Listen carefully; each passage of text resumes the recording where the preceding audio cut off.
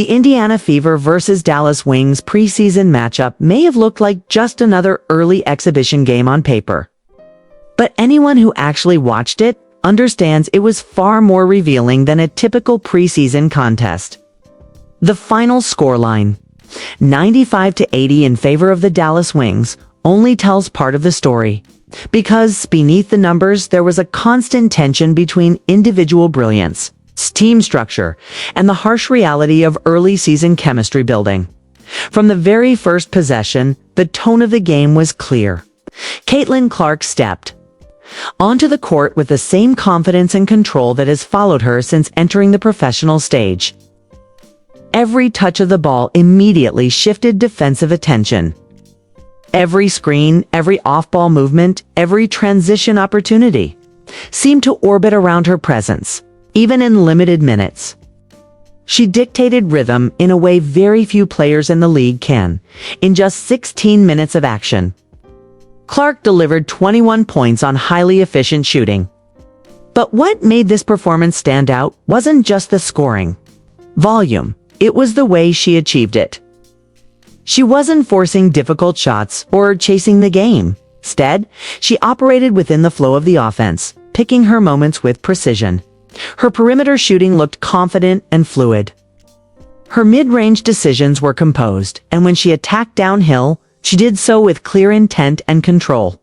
She also converted at the free throw line with strong consistency, showing a level of poise that often separates good scorers from elite offensive engines. But beyond the raw numbers, her impact stretched into every corner of the floor. Defenses collapsed earlier when she drove. Help rotations were triggered faster than normal. Passing lanes opened for teammates, simply because of the gravity she commanded. That is what makes her presence so unique, even when she is not directly scoring, she is still actively shaping the possession. However, basketball is not a solo performance. And as the game progressed, the structural difference between the two teams became increasingly visible when Indiana shifted into bench heavy. Rotations, the rhythm that Clark had established, began to fluctuate. Possessions became less fluid. Offensive spacing tightened. Ball movement slowed under defensive pressure. It wasn't a collapse, but it was a clear drop in offensive efficiency. Where earlier possessions had felt structured and intentional, later stretches became more reactive and fragmented. Dallas, on the other hand, maintained a more stable flow across rotations. Their defensive identity remained consistent, regardless of personnel changes. They continued to pressure ball handlers, close out on shooters with discipline, and protect the paint in a coordinated way. That consistency allowed them to gradually take control of stretches where Indiana struggled to maintain offensive rhythm. This contrast didn't just show up on the scoreboard. It showed up in possession quality. Indiana would have strong offensive sequences followed by empty possessions that broke momentum. Dallas, meanwhile, played a more controlled style that minimized long-scoring droughts. Over time, those small differences accumulated and created separation. Defensively, Indiana showed effort and flashes of solid execution, especially in transition defense where they were able to contest shots and force Dallas into tougher attempts. There were also moments of active hands, deflections, and hustle plays that indicated real defensive potential. But the issue was consistency. Communication breakdowns, late rotations, and missed assignments occasionally opened up scoring opportunities. For Dallas, that proved costly. In modern basketball, especially at the professional level, defensive lapses don't need to be large to be impactful. A half-second delay in rotation or a missed box out can turn into 3 points the other way. And in this game, those small margins added up over time. Offensively, beyond Clark's standout performance, Indiana's supporting cast had a mixed night. There were individual moments that showed promise, drives that created pressure, defensive stops that led to transition chances, and occasional scoring bursts that helped stabilize stretches of play. But the overarching theme was inconsistency. In execution, shot selection under pressure became more difficult as Dallas increased defensive intensity. Perimeter shots were often contested. Inside attempts required more effort due to collapsing help defense. And when the offense stagnated, Cajuns struggled to reset cleanly into structured possessions. That's not unusual for a team still building chemistry, especially in a preseason environment where rotations are still being tested and roles are still being defined. But it does highlight an important reality. Talent alone is not enough to maintain offensive stability across 4 quarters. One of the most important takeaways from this game is how dependent Indiana's offensive flow becomes on structure and spacing.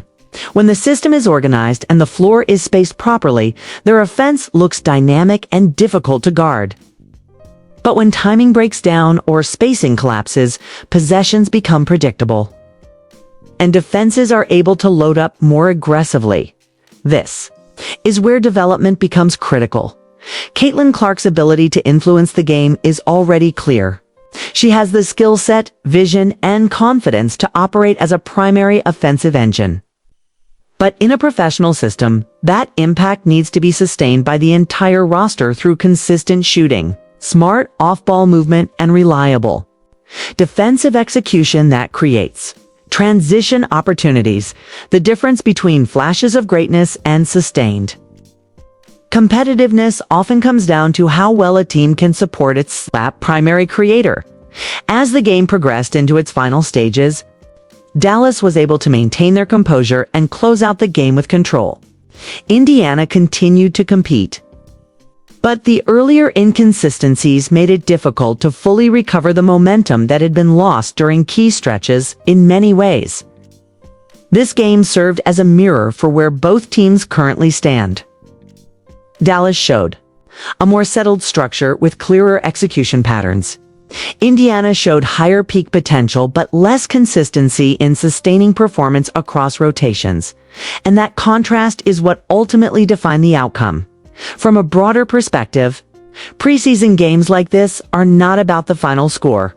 They are about identifying patterns, testing combinations, revealing structural strengths and weaknesses that will matter later in the season. For Indiana, the key takeaway is not about disappointment. It is about clarity. They have a player who can change the trajectory of a game in minutes. That much is already established. The next step is building the kind of system that allows that impact to be sustained across full games, not just short bursts. Because in the long run, success in professional basketball is not just about having elite talent. It is about building a structure that allows that talent to thrive consistently, regardless of game flow, rotation changes, or defensive pressure. And that is the challenge Indiana now faces as they move closer to the regular season. The foundation is there. The talent is undeniable. The flashes are already visible. Now the question becomes how quickly everything else can align to match it.